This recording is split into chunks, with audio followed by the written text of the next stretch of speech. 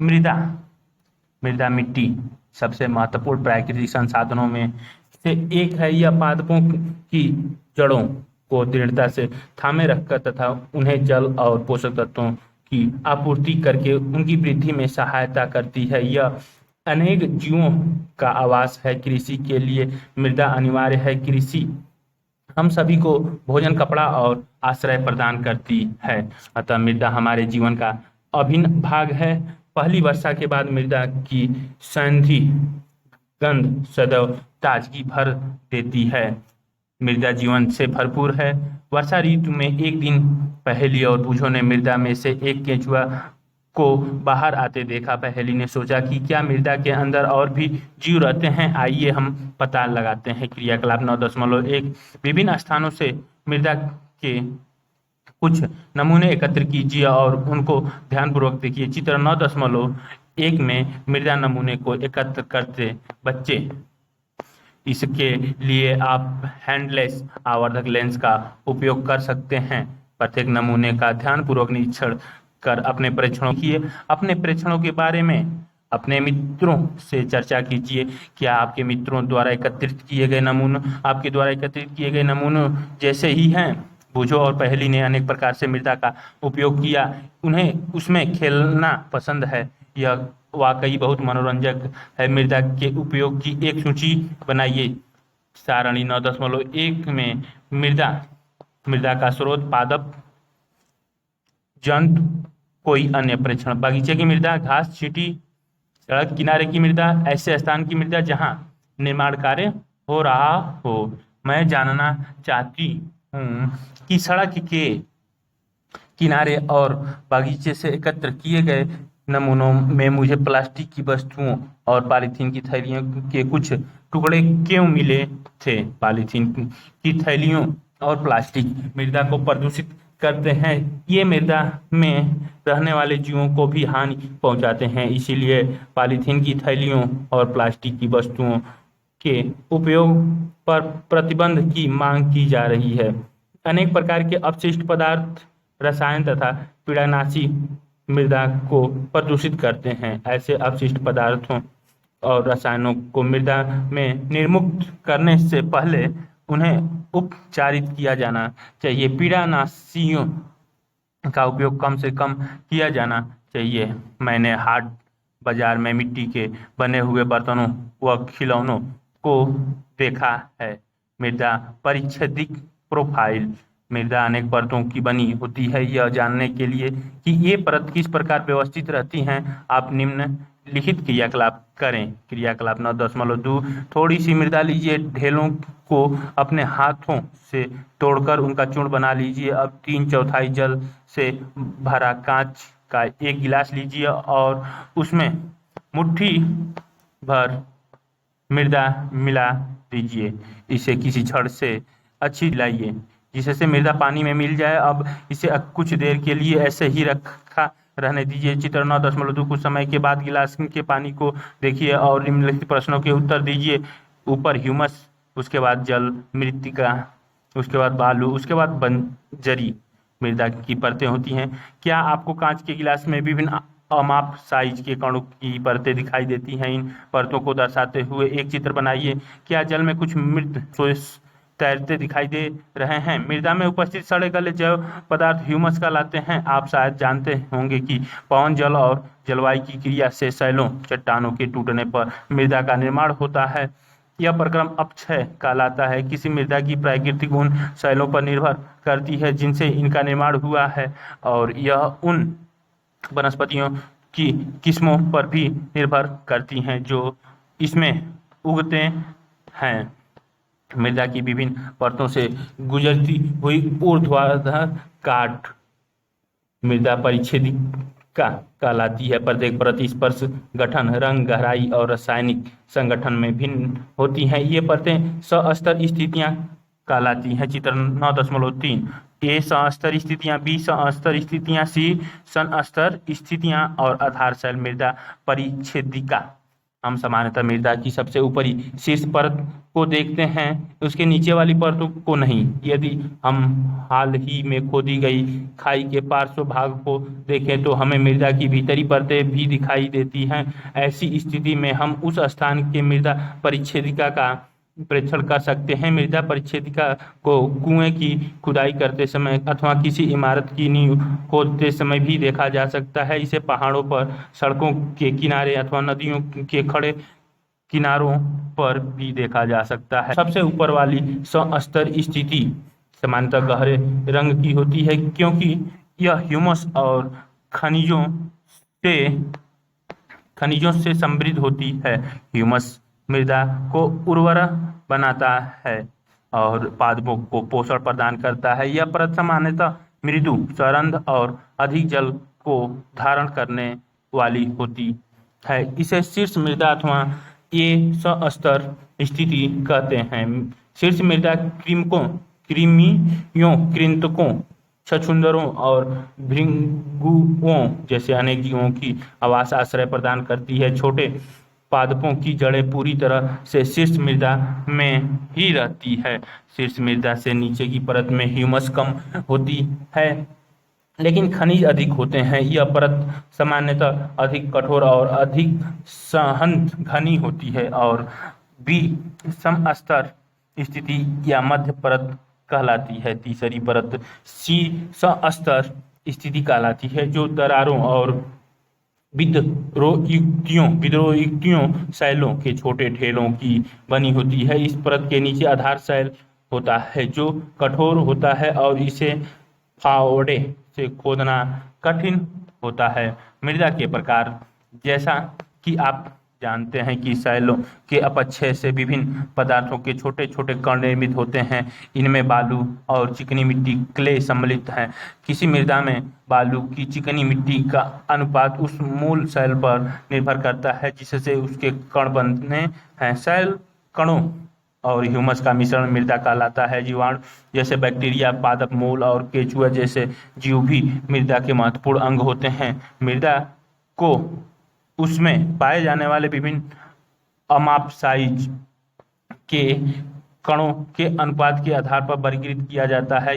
यदि मृदा में बड़े कणों का अनुपात अधिक होता है तो वह बलुई मृदा कहलाती है। यदि बारीक सूक्ष्म कणों का अनुपात अपेक्षाकृत अधिक होता है तो यह मृणमय मृदा कहलाती है। यदि बड़े और छोटे कणों की मात्रा लगभग समान होती है तो यह दोमट मिट्टी कहलाती है। अतः मृदा का वर्गीकरण बलुई, दोमटी और मृणमय के रूप में किया जा सकता है।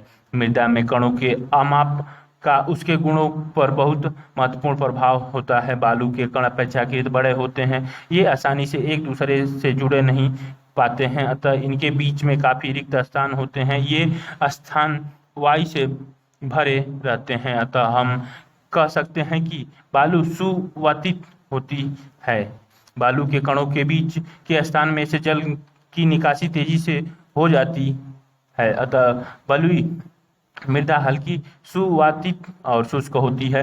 मृत्तिका चिकनी मिट्टी के कण सूक्ष्म बहुत छोटे होने के कारण परस्पर जुड़े रहते हैं और उनके बीच रिक्त स्थान बहुत कम होता है। बलुई मृदा के विपरीत इनके कणों के बीच के सूक्ष्म स्थानों में जल रुक जाता है, अतः चिकनी मिट्टी में वायु कम होती है, लेकिन यह भारी होती है क्योंकि इसमें बलुई मृदा की अपेक्षा अधिक जल रहता है। पादपों को उगाने के लिए सबसे अच्छी शीर्ष मृदा दोमट है।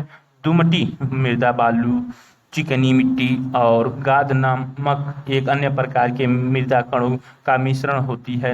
गाद नदी तलों, आधारों में निक्षेप के रूप में पाई जाती है। गाद कणों का अमाप साइज बालू और चिकनी मिट्टी के अमापों के बीच का होता है। दोमटी मृदा में भी ह्यूमस होती है। इस प्रकार की मृदा में पादपों की वृद्धि के लिए उचित मात्रा में जल धारण क्षमता होती है। क्रियाकलाप 9.3 मृणमय, दोमटी और बलुई मृदा के नमूने एकत्रित कीजिए। किसी एक नमूने में से मुट्ठी भर मृदा लीजिए, इसमें से कंकड़, पत्थर, घास के तिनकों आदि को निकाल लीजिए। अब इसमें बूंद बूंद करके जल डालकर इसे गूंथ लीजिए। चित्र 9.4 केवल इतना जल डालें कि इससे मृदा का गोला बनाया जा सके। ये गूंथ लीजिए ढंग से और गूंथने के बाद मृदा से कार्य करना।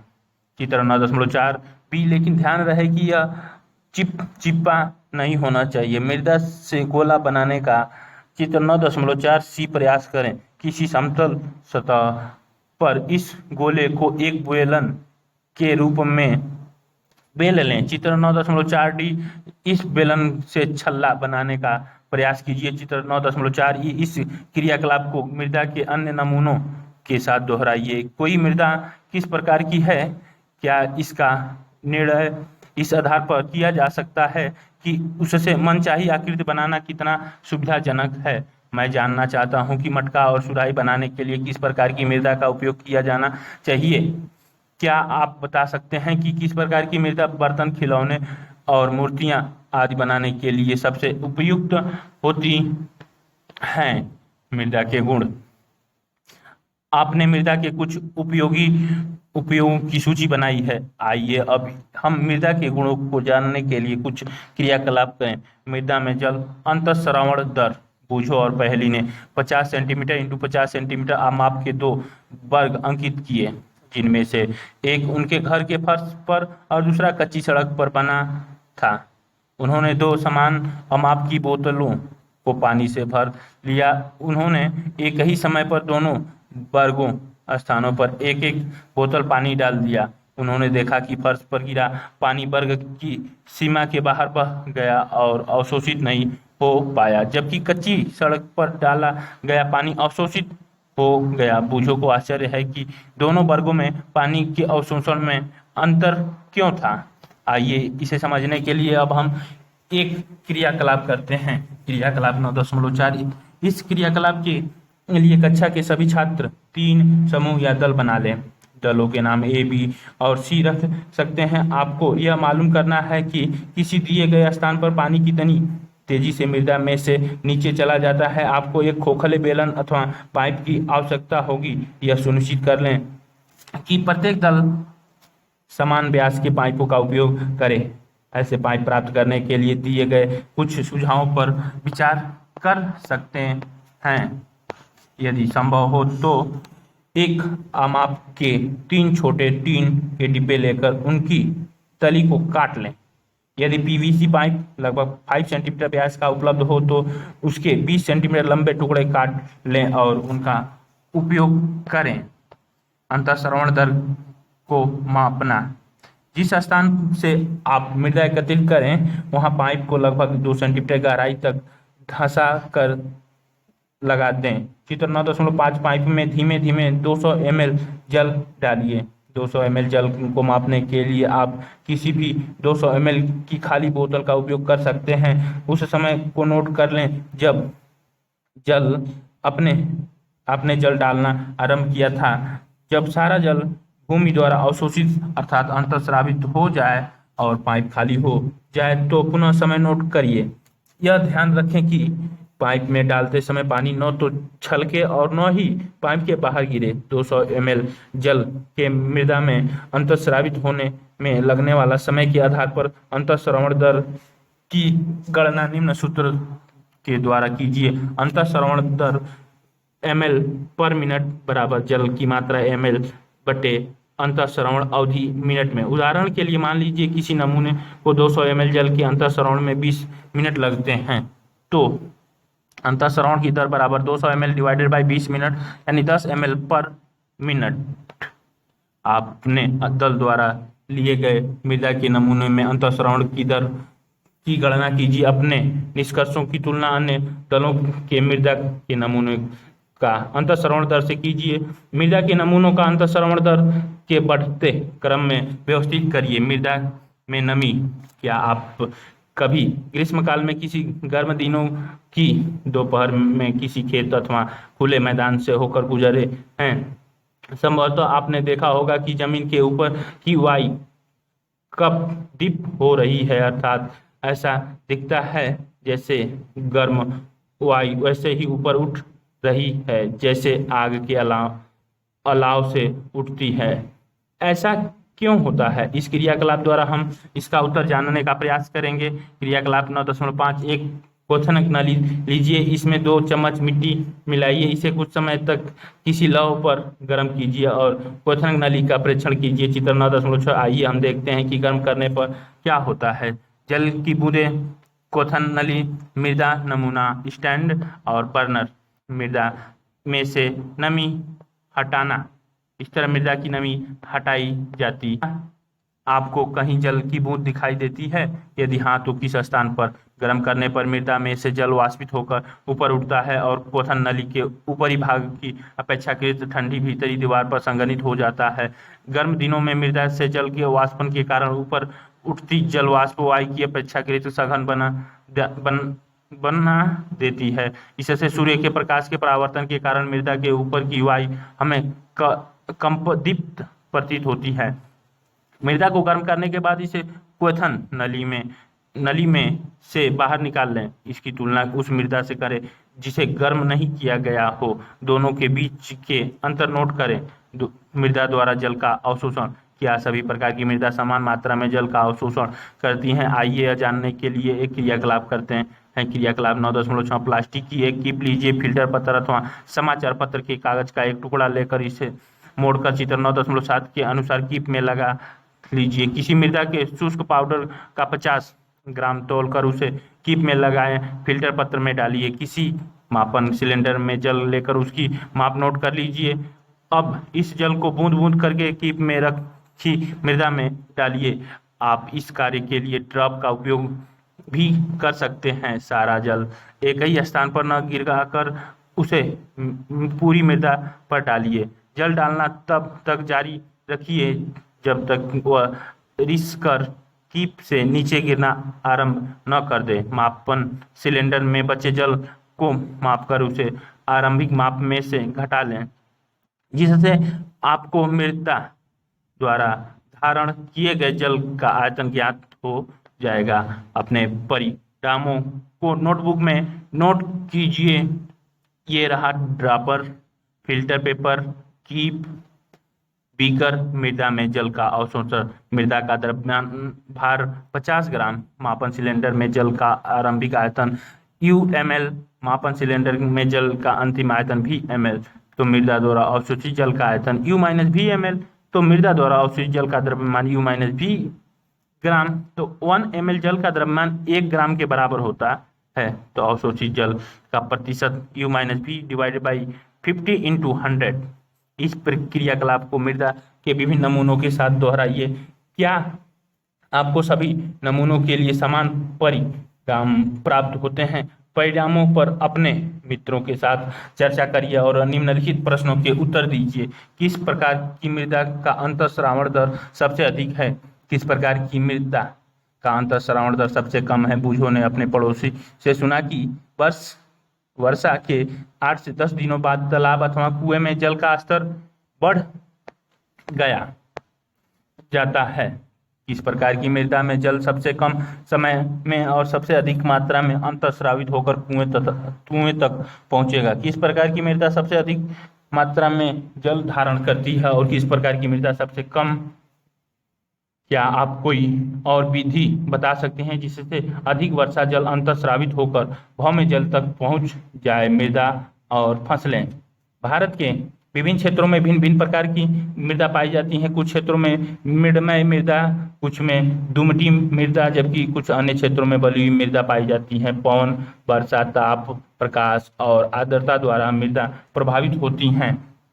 ये कुछ प्रमुख जलवायु संबंधी कारक हैं जो मृदा परिच्छेदिका को प्रभावित करते हैं और मृदा संरचना में परिवर्तन लाते हैं। जलवायु कारक तथा मृदा के घटक सम्मिलित रूप से किसी क्षेत्र विशेष में उगने वाली वनस्पति तथा फसलों की किस्मों का निर्धारण करते हैं। मृदमय और दुमटी मृदा दोनों ही गेहूं और चने जैसी फसलों की खेती के लिए उपयुक्त होती हैं। ऐसी मृदा की जल धारण क्षमता अच्छी होती है। धान के लिए मृत्तिका एवं जैव पदार्थ से समृद्ध तथा अच्छी जल धारण क्षमता वाली मृदा आदर्श होती है। मसूर और अन्य दालों के लिए दुमटी मृदा की आवश्यकता होती है, जिनमें से जल का निकासी आसानी से हो। ग्राम और केजी वास्तव में द्रव्यमान के मात्रक है। 1 ग्राम द्रव्यमान की वस्तु का भार 1 ग्राम भार होता है तथा 1 किलोग्राम द्रव्यमान की वस्तु का भार 1 किलोग्राम भार होता है। यद्यपि दैनिक जीवन में और वाणिज्य और उद्योग में द्रव्यमान और भार के बीच सामान्यतः अंतर नहीं किया जाता। द्रव्यमान तथा भार में क्या अंतर है, यह आप उच्च कक्षाओं में पढ़ेंगे। जाती है। कपास के लिए बलुई दोमट अथवा दोमटी मृदा अधिक उपयुक्त होती है, जिसमें से जल की निकासी आसानी से हो जाती है और जो प्राप्त परिमाण में वायु को धारण करती है। गेहूं जैसी फसलें महीन मृणमय मृदा में उगाई जाती है, क्योंकि यह ह्यूमस से समृद्ध और अत्यधिक उर्वर होती है। अपने शिक्षकों, माता पिता और अपने क्षेत्रों के किसानों से वहाँ की मृदा के प्रकार और एक केस अध्ययन जान और रसीदा और भागपुर नामक स्थान के लीलाधर दादा और संतोष मालवीय के घर गए। लीलाधर दादा सुराही, मटका, कुल्हड़ आदि बनाने के लिए मिट्टी तैयार कर रहे थे। चित्र 8.9.8 उन तीनों के लीलाधर दादा से उनके कार्य के विषय में बातचीत की। जान: आप मिट्टी कहाँ से लाए थे? दादा: हम किसी बंजर भूमि से काली मिट्टी लाते हैं। राधा: मिट्टी को कैसे तैयार किया जाता है? दादा: सूखी मिट्टी को किसी बड़ी टंकी में डालकर उसमें से कंकड़ पत्थर आदि बीन लिए जाते हैं। कंकड़ पत्थर हटा देने के बाद मिट्टी को लगभग 8 घंटे के लिए भिगो दिया जाता है। इस मिट्टी में घोड़ों की लीद की कुछ मात्रा मिलाकर उसे गूंथ लिया जाता है। गूंथी हुई मृदा को चाक पर रखकर उचित मनचाहा आकार दे दिया जाता है। किसी वस्तु को अंतिम स्वरूप देने के लिए हाथ का उपयोग किया जाता है। इस प्रकार बनाई गई वस्तु को 2 से 3 दिन तक सुखाने के बाद उनकी रंगाई की जाती है। शुष्क वायु में सुखाने के बाद सभी वस्तुओं को उच्च ताप पर भट्ठी में पकाया जाता है। रसीदा: मृदा में घोड़े की लीद क्यों मिलाई जाती है? दादा: पकाने के प्रक्रम में घोड़े की लीद जल जाती है, जिससे मृदा के पात्रों में सूखी छिद्र रह जाते हैं। इस कारण मटकों और सुराही में से जल अंतःस्रावित होकर उनकी बाहरी सतह तक आ पाता है। वहां से यह वाष्पित हो जाता है, जिससे घड़े या सुराही में रखा जल ठंडा हो जाता है। दादा ने बताया कि सोहागपुर में बनी सुराही और मटके दूर दूर तक प्रसिद्ध हैं। मिट्टी के बर्तन बनाना, ये बनाने की कलाएं चित्र 9.8 में दिखाई गई। मृदा अपर्दन: जल, पवन तथा बर्फ के द्वारा मृदा की ऊपरी सतह का हटना मृदा अपर्दन कहलाता है। पादपों की जड़ों मृदा को मजबूती से बांधे रखती है। पादपों की अनुपस्थिति में मृदा ढीली हो जाती है, इससे यह पवन और प्रवाही जल के साथ बह जाती है। मृदा का अपर्दन मरुस्थलीय अथवा बंजर भूमि जैसे स्थानों पर अधिक होता है, जहाँ की सतह बहुत कम अथवा कोई वनस्पति नहीं होती है। अतः वृक्षों की कटाई और वनोन्मूलन को रोका जाना चाहिए और हरित क्षेत्रों को बढ़ाने का प्रयास किए जाने चाहिए। उगाए जाने वाले फसलों के बारे में जानकारी एकत्र कीजिए। उपलब्ध जानकारी सारणी 9.2 में लिखिए। सारणी 9.2 मृदा के प्रकार, उगाई जाने वाली फसल। मृणमय गेहूं के लिए प्रसिद्ध फसल है। धान रोपण के लिए जिनका अंतःस्रवण दर अधिक हो अथवा जिसमें यह दर कम हो। अंतःस्रवण की दर और जल धारण करने की क्षमता में क्या अंतर होता है? बूझो, लगता है कि तुमने जो पहले पढ़ा था उसे भूल गए हो। पाठ को दोबारा पढ़ो और तुम्हें उत्तर मिल जाएगा। प्रमुख शब्द: मृणमय, ह्यूमस, दुमटी, अंतःस्रवण, आर्द्रता, बलुई, जल धारण, सस्तरी स्थिति, अपर्दन, मृदा परिच्छेदिका और मृत्तिका। आपने क्या सीखा? मृदा पृथ्वी पर जीवन के लिए महत्वपूर्ण है। किसी स्थान की मृदा परिच्छेदिका वहाँ की मृदा की विभिन्न परतों का परिच्छेद होती है। ये परतें सस्तरी स्थिति कहलाती है। मृदा विभिन्न प्रकार की होती है। मृणमय, दोमटी, बलुई। विभिन्न प्रकार की मृदा में जल का अंतःस्रवण दर भिन्न भिन्न होती है। यह दर बलुई मृदा में सबसे अधिक और मृणमय मृदा में सबसे कम होती है। विभिन्न प्रकार के लिए विभिन्न प्रकार की मृदा उपयुक्त होती है। मृत्तिका चिकनी मिट्टी और दोमट मृदा गेहूं, चना और धान को उगाने के लिए उपयुक्त है। कपास को बलुई दोमट मृदा में उगाया जाता है। मृदा अपने में जल को रोक रखती है, जिसे मृदा आर्द्रता या मृदा नमी कहते हैं। मृदा की जल को रोक रखने की क्षमता या जल धारण क्षमता विभिन्न फसलों के लिए महत्वपूर्ण है। मृतक या चिकनी मिट्टी का उपयोग बर्तनों, खिलौनों और मूर्तियों को बनाने के लिए किया जाता है। कुछ और भी प्रश्न उत्तर नीचे। ये सारे विस्तार लाभ और परियोजनाएं कार्य बूझो कच्ची और पक्की हुई मृदा के बीच का अंतर को जानना चाहता है। पता लगाइए कि मटका बनाने के लिए उपयोग की जाने वाली मृदा मूर्तियां बनाने के लिए उपयोग की जाने वाली मृदा से किस प्रकार भिन्न है। पहली चिंतित है कि वह अपने घरों से ईंट के भट्ठे को देख सकती है जहां ईंट बनती थी। भट्टी में से बहुत अधिक धुआं निकलता है। उसे बताया गया था कि पाटरी मूर्तियों और ईंट बनाने के लिए सबसे अच्छी गुणवत्ता की चिकनी मिट्टी की आवश्यकता होती है। उसने देखा है कि इमारतों के निर्माण के लिए ट्रक भर भर कर ईंटें ले जाई जाती हैं। उसे आशंका है कि इस दर से ईंटों का निर्माण करने से यहाँ मिट्टी नहीं बचेगी। क्या इसकी आशंका उचित है? इस समय के बारे में आपने माता पिता, शिक्षक और अपने क्षेत्र के अन्य विशेषज्ञों से चर्चा करके एक रिपोर्ट बनाइए। मृदा के एक नमूने में आर्द्रता की मात्रा का पता लगाने के लिए प्रयास कीजिए। एक विधि नीचे दी गई है। क्रियाकलाप 100 ग्राम मृदा लीजिए। मृदा को तौलने के लिए किसी दुकानदार से सहायता लें। इसे धूप में एक समाचार पत्र पर फैलाकर रख दें और 2 घंटे तक सूखने दें। इस क्रियाकलाप को दोपहर में करना सबसे अच्छा रहेगा। ध्यान रखें कि मृदा समाचार पत्र से बाहर न गिरे। इसे सुखाने के बाद पुनः इसको